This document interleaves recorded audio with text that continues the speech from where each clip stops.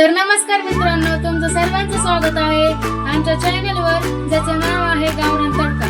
तर आज आम्ही बनवणार आहोत मसूरची डाळ. तर मसूरची डाळ कशी बनते हे आज मी तुम्हाला दाखवणार आहे. तर ही आहे मसूरची डाळ, कोथिंबीर, बारीक चिरलेला कांदा, बारीक चिरलेला टोमॅटो, कढीपत्त्याचे पानं आणि हे आहे कांदा मसाला, मिरची पावडर, धनेपूड आणि हळद. तर मित्रांनो, आता सर्वात पहिले मी डाळ धुवून घेतलेली आहे. तर आपण आता गॅसवर एक कढई ठेवूया. त्यामध्ये आपण 2 पळ्या तेल टाकून घेऊया. मित्रांनो, 2 पळ्या तेल टाकून घेतलेलं आहे. आता ते चांगलं गरम झालं. आता आपण त्याच्यामध्ये हिंग टाकणार आहोत.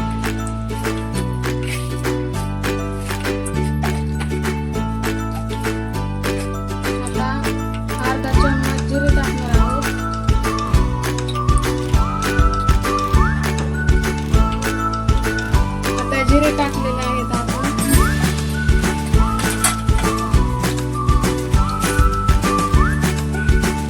तडकलेले आहेत. आता त्यामध्ये कांदा टाकून घेऊया.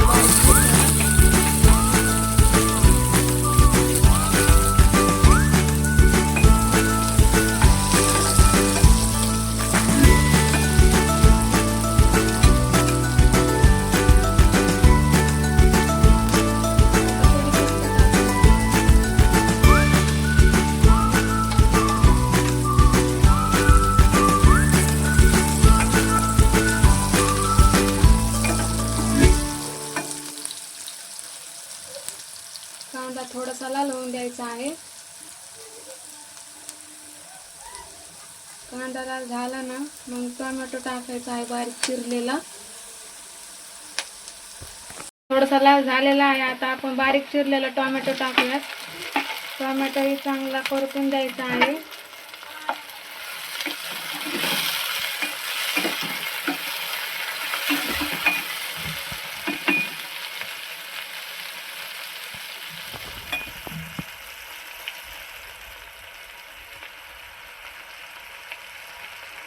टोमॅटो आता आपण सगळे मसाले टाकून घेऊया बारीक.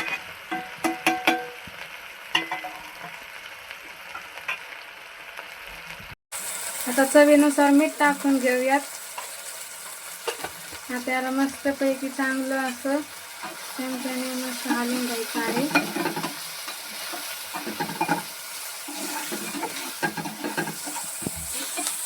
त्याला मस्त बारीक गॅसवर फ्राय होऊन द्यायचं आहे, म्हणजे मसाला कसा करपू नये म्हणून.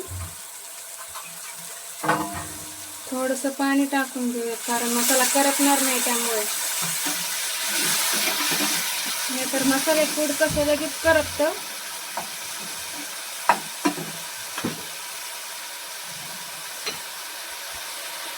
तर 2 मिनिटं आपण त्याच्यावर प्लेट झाकून ठेवूयात, कारण टोमॅटो नाही शिजलेला अजून, त्यामुळे ते शिजेमुळे. तर आता आपण 2 मिनिटासाठी झाकून ठेवलं होतं. आता ते आपण उघडून बघूयात. मसाला मस्तपैकी फ्राय झालेला आहे. तर मस्तपैकी हलवून घेतलेला आहे. आता मसूरची डाळ टाकून घेऊयात आपण.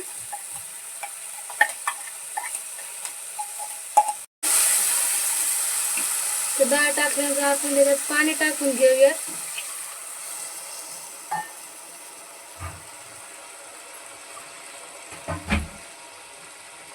एक ग्लास पाणी टाकलेलं आहे.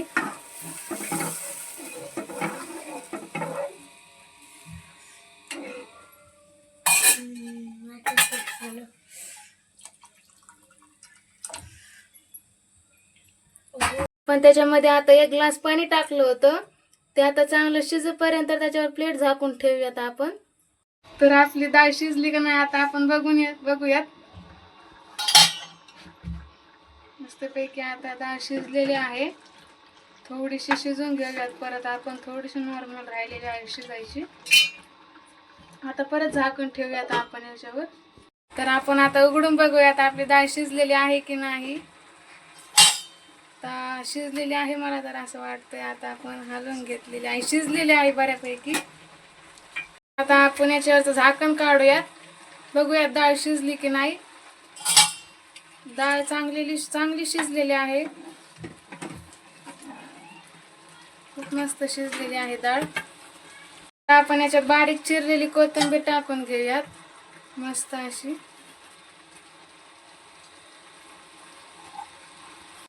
आता ही डाळ आपली खाण्यासाठी रेडी झालेली आहे. तर आपण आता याला एका बाउलमध्ये उतरून घेऊयात. तर आपली ही डाळ पूर्णपणे तयार झालेली आहे. तुम्ही बघू शकता कशी झाली, कलर सगळं ओके मध्ये आहे. तर ही डाळ खाण्यासाठी एकदम बरोबर आहे. आम्ही याला भातासोबत खाऊ शकतो, चपातीसोबतही खाऊ शकतो. तुम्हाला जसं वाटेल तसं खावा तुम्ही, पण शक्यतो आम्ही भातासोबतच खातो. तर तुम्हाला आजची ही रेसिपी कशी वाटली हे तुम्ही कमेंट बॉक्समध्ये नक्की सांगा आणि लाईक शेअर सबस्क्राईब करायलाही विसरू नका. तर धन्यवाद.